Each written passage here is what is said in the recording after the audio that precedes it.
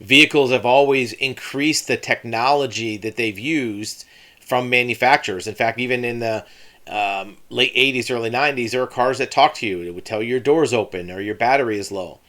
But now technology is creating another evolution of the automotive profession, and that has to do with repairs.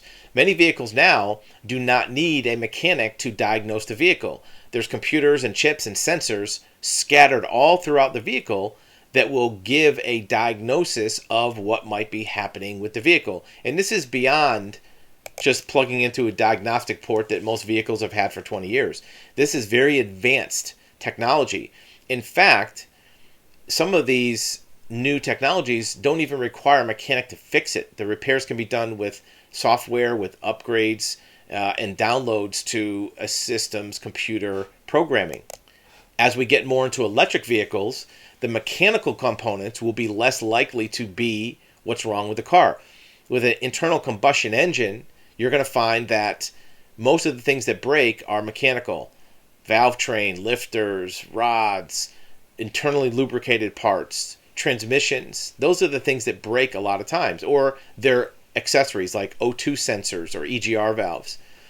With EVs, electric vehicles, the moving parts, the components that drive the vehicle, the electric motors, are very much more reliable. They don't have as many violent motion inside the engine that makes it break.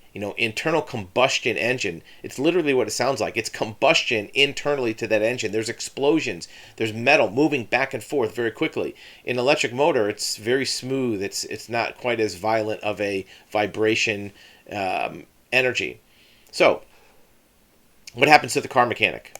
Will there even be auto mechanics? And is it going to be better or worse for a vehicle owner? Well, one of the things that could be worse is how long you have to wait for a repair. Without a need for constant maintenance and repairs, there may not be as much availability of replacement parts. With internal combustion engines, you're going to have a lot of parts laying around because you know you're going to need them. With electric vehicles, there's not that many parts. Think about your cell phone. When's the last time your cell phone broke where somebody could actually fix it? Maybe the screen, you can replace the screen. But other than that, there's not many repairs you can make to a cell phone. Usually when your cell phone stops working, what do? You get a new cell phone. Is that going to be how vehicles are done in the future? In addition to that, what about collision repair, meaning body repair? Well, currently on a vehicle, if you get in an accident, God forbid, you bring it to a body shop, collision repair shop, they pull off the dented panels, they pull the frame straight, they put on new panels, repaint it, send you on your way.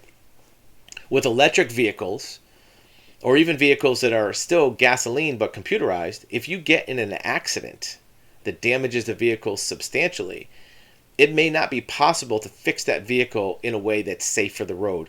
Electric vehicles, the battery is an integral component of the chassis. It's literally the floor pan of the car is all battery. So if the car's hit and that floor pan is dented, the battery may become breached, damaged, and you saw what happened to batteries that were damaged in the Florida hurricane. They caught on fire. So these vehicles may not be repairable.